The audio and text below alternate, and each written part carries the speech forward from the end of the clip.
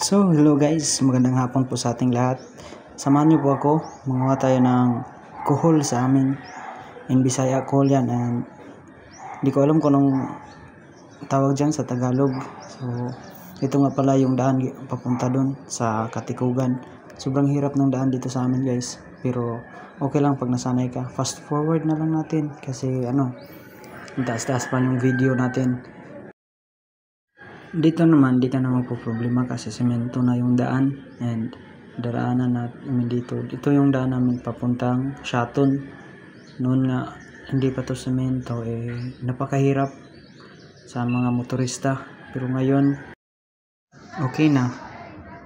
Pero sa part na to guys, meron pa talagang bato-batuhan or that was called rough road. Fast forward na lang natin guys. So, napakahirap kasi sobrang taas ng video natin, baka hindi na kayo manood. Ito nga po pala yung lugar namin sa Sitio Cambonbon, Barangay Sandulot. Maganda mga tanawin dito. Kung hilig ka sa views, maganda ang views dito. Dito guys, meron pa talagang mga daanan na medyo mahirap pa din kasi hindi pa na concrete o hindi pa na semento. Pero konti na lang kasi meron kasing tourist spot dito sa amin. Ito yung Balanan Lake Resort and ito yung daanan papunta doon, kaya na-develop ng tourism itong daan dito. Kaya ngayon konti na lang ang hindi pa na semento.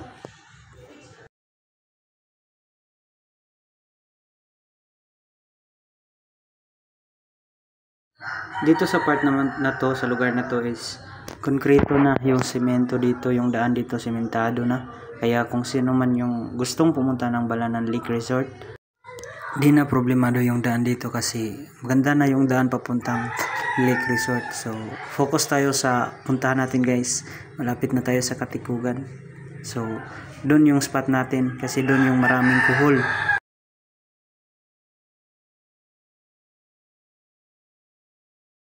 Walang masyadong na dumadaan dito kasi alas 3 na ng hapon. Tapos kailangan naming manguhan ng kuhol ng maaga kasi sobrang hirap pag linisin yan. Sobrang matrabaho. So dito guys, dumating na kami sa aming spot.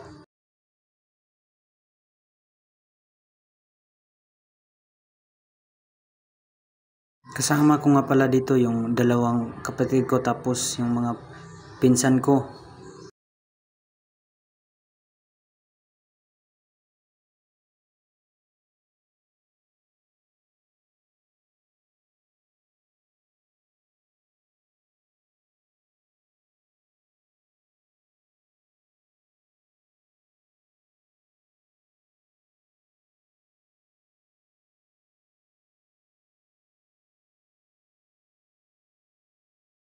So dito guys, medyo madami na yung nakuha namin guys, pero kulang pa rin yun kasi ang dami namin sa bahay.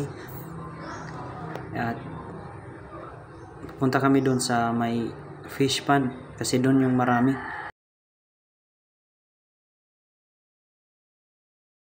Tingnan nyo guys, sobrang ganda talaga ng lugar na to.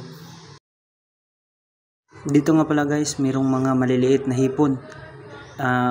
Meron din dito crayfish, tsaka mga hito. Mayroon ding catfish. Marami dito yan, pero yung nakuha namin mga maliliit lang na hipon.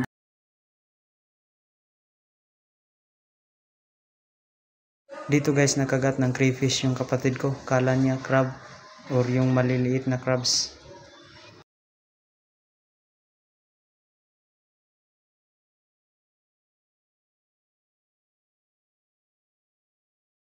Ito pala kasama ko si Tropa Motovlog. Kung meron kayong pagkakataon, i-like, follow, and share niyo po siya. Salamat!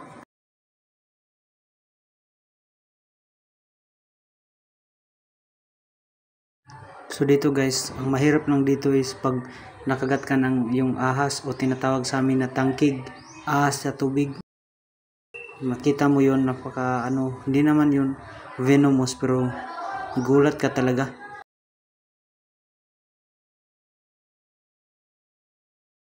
So dito guys, kala ko crayfish lang pala. Tingnan nyo, napakalaki ng crayfish. Yan yung crayfish or tinatawag na takla dito sa amin. Sobrang mahal ng kada kilo yan dito sa amin guys. Mga 1,500 siguro. So ngayon na kami, din ako nag-video pa uwi kasi gabi na.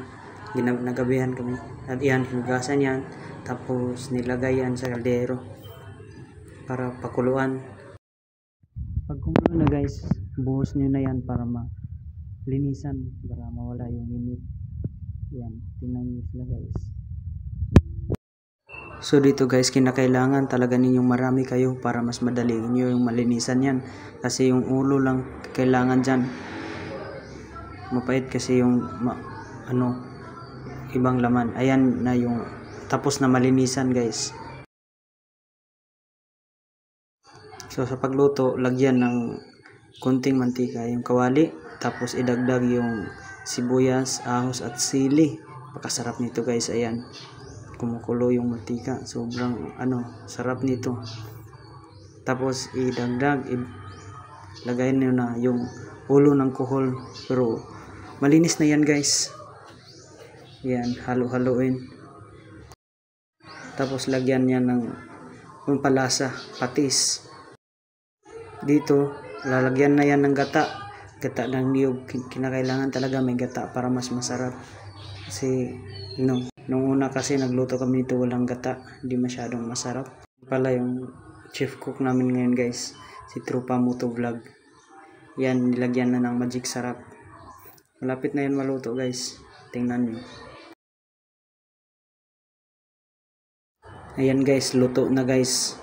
Kaya ilalagay na nila yung crayfish nito. Tinikman muna, tingnan nyo, sobrang sarap na. Yan yung crayfish guys.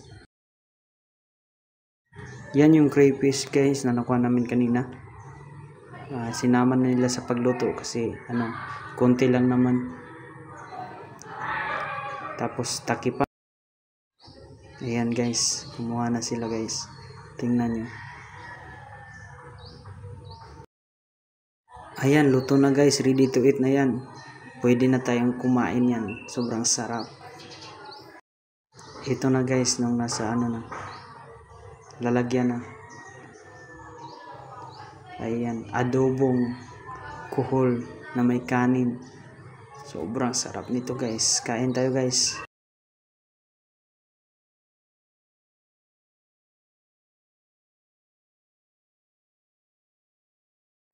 Dito guys, sobrang sarap talaga guys. Kasi minsan lang ako makakain nito.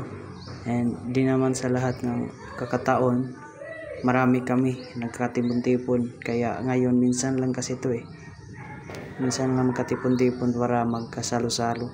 And gabihan na kami guys kasi hapon na nung nangha kami. So pasensya na po talaga kayo guys, Bisaya po kasi dito, nasa Negros po kasi. So maraming salamat po sa pagpanood ng video ko.